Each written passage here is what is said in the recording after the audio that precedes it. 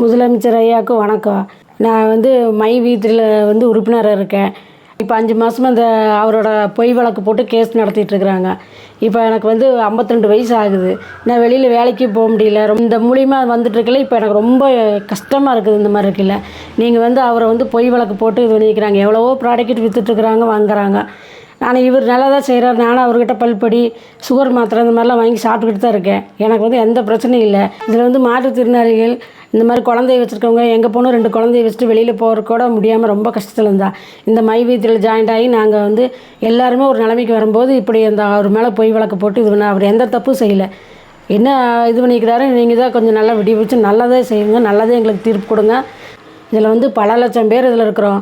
இதில் நல்ல ஒரு தீர்ப்பாக நீங்கள் தான் ஐயா எங்களுக்கு செய்யணும். இதை ரொம்ப உங்களுக்கு தாழ்மையுடன் கேட்டுக்கிறேன். ரொம்ப கஷ்டத்தில் இருக்கிறோம். நல்லபடியாக எங்களுக்கு ஒரு தீர்ப்பு சொல்லி அவருக்கு நல்லபடியாக ஒரு பண்ணுங்க. தப்பு செஞ்சுருந்தா நாங்களே உங்களுக்கு கம்ப்ளைண்ட் பண்ணுவோம். ஆனால் அவர் எந்த தப்பும் செய்யலை. நல்லதே செஞ்சவங்களை ஏன் இந்த மாதிரி பண்ணுறீங்க? நீங்களே ஒரு நல்ல தீர்ப்பாக சொல்லி எங்களுக்கு நல்ல வழி காமிங்க. மை வீதிரி தோழர்களே, நம்ம முதல்வர் நம்ம எம்டியை மீட்டு கொடுப்பாரு. எல்லோரும் நம்பிக்கையோடு இருங்க. எந்த பயம் வேண்டாம். யாரும் எந்த மனசு குழப்பம் பண்ண. கண்டிப்பாக நம்ம முதலமைச்சர் நம்மளுக்கு மீட்டு தருவார். ஸ்டாலின் ஐயா இது நல்லபடியாக ஒரு விட்டு உங்கள் பாதங்களை கண்ணீரால் நாங்கள் எத்தனை பேர் இருக்கிறோமோ அத்தனை பேரும் கண்ணீரில் கழுவுறோம்.